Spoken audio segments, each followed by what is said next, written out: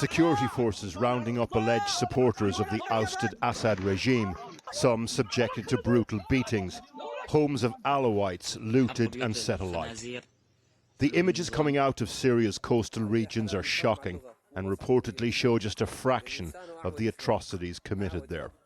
4 days of sectarian violence has left bodies piled up in the streets around Latakia and Tartus, home to many Alawites, the Shia minority sect former President Bashar al-Assad belonged to. Syria's new rulers had promised they would be safe with no revenge killings. But after a string of hit-and-run attacks on the country's new security forces, came Thursday's coordinated ambush by fighters loyal to the Assad regime, the biggest challenge so far to Syria's new rulers. The interim government's call for reinforcements led to thousands of fighters converging on the coast from all over the country. Then the revenge killings began, with hundreds of civilians murdered, many of them families targeted for being Alawite.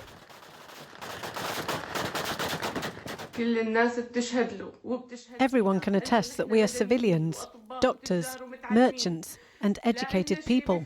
We have no connection to the remnants of the regime, never served in its army, neither mandatory service nor anything of the sort. The government blamed the killing of civilians on, quote, individual actions, saying its forces had regained control and imposed discipline.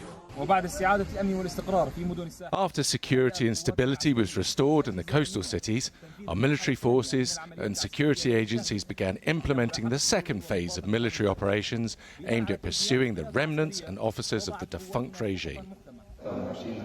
Speaking at a mosque in the Damascus neighborhood where he grew up, interim President Ahmed al-Shara called for peace.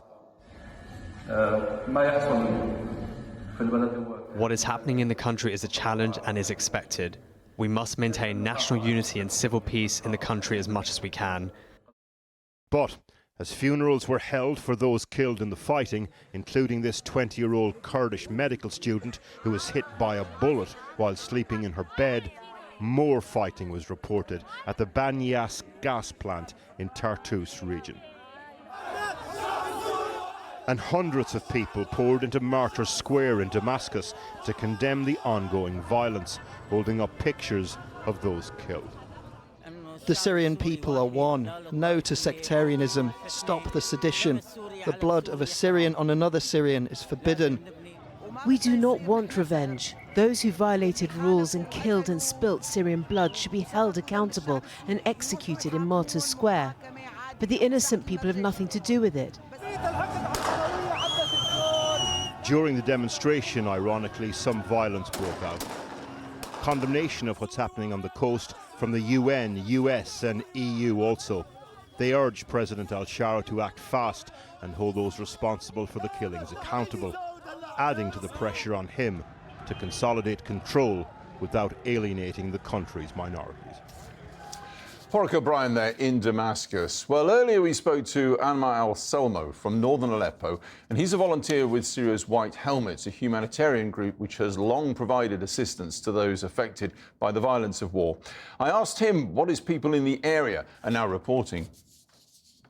Today is better than yesterday and before. Today, somewhat quiet, but not normal. The situation is not normal because there is no electricity, there is no water, and there is no movement of the people. People stick in their homes. Some of them asked us, requested from us to transport them to safer place. Our teams on the ground continue to recover dead body, women, and some families and men. A lot of men were burned completely, especially in Banyas. We collected around 40 persons in Banyas. We recovered 40 deceased from Banyas to the hospital, and we are waiting, their family waiting people to come and to recognize them and to identify them. And these are Alawite civilians who are being massacred by pro-government militia. Is that correct?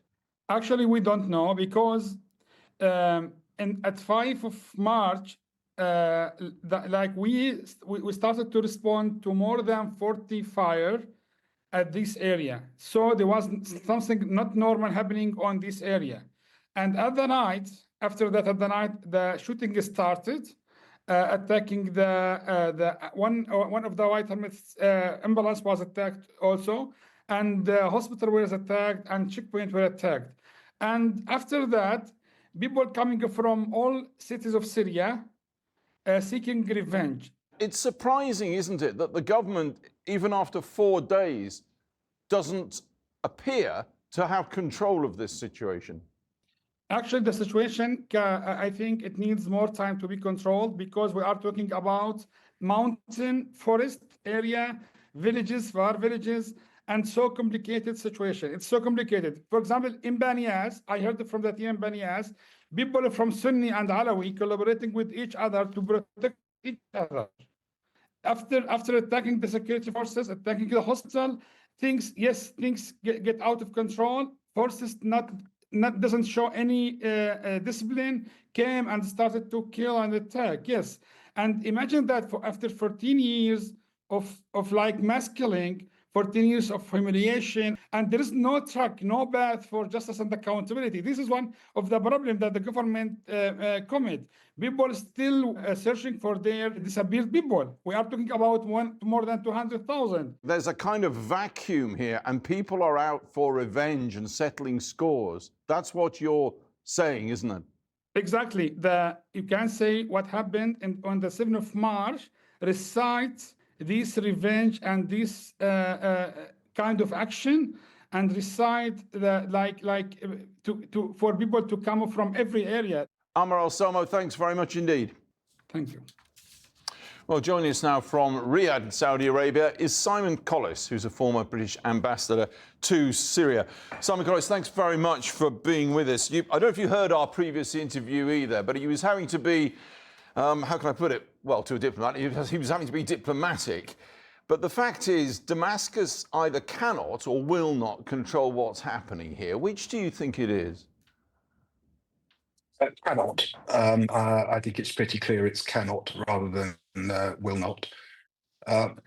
It seems that what happened, as we heard from your correspondent and from the gentleman from the White Helmets that you were just talking to, that this began with a set of coordinated ambushes from what looks like former regime elements, former Ba'athist Assad regime elements in Latakia and the area, and that the government forces in the area were too weak to contain it and to respond.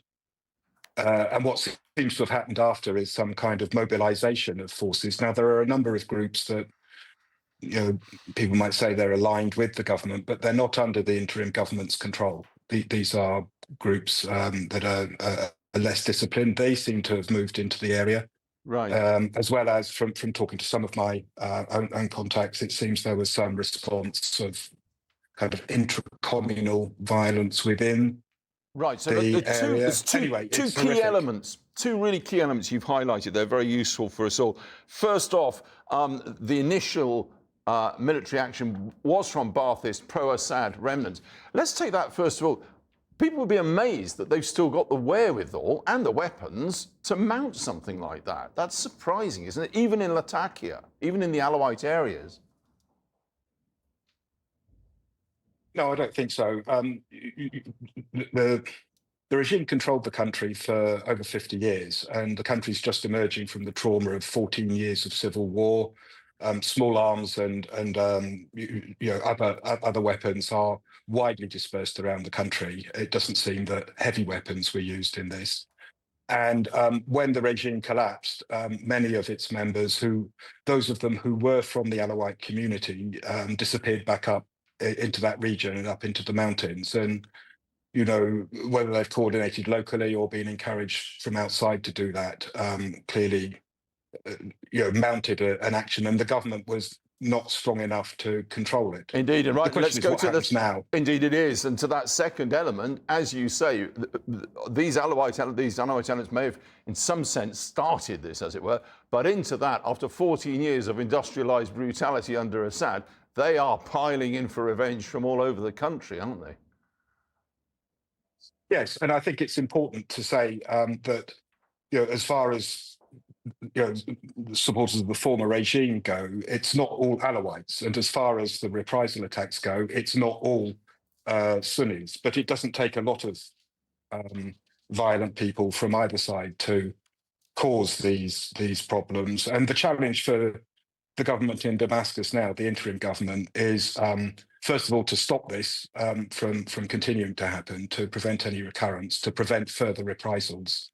And part of that process will involve accountability for the crimes that have already been committed over the last few days. Yes, our previous guest was saying, and you may have heard him, there is a vacuum of justice felt by many people, so they're frankly taking revenge into their own hands. Any sign, albeit slightly quieter today, that the government can close that gap? Well, we heard from the interim president, Ahmed Sharaa, last night that he was looking to, setting up this investigative committee. And from the outset, they have, their position has been that there should be no reprisals, no revenge killings. It's a question of capability rather than will. These events will make it more difficult, but even more necessary than it already was, for the interim government, for the president, to show leadership by moving more strongly and more rapidly to building up national institutions again. People will fall back on their communal identities if they cannot build a national identity, and that's the challenge for him to do. Some challenge. We'll have to leave it there. Simon Collis in Riyadh, thanks very much for being with us. Appreciate it.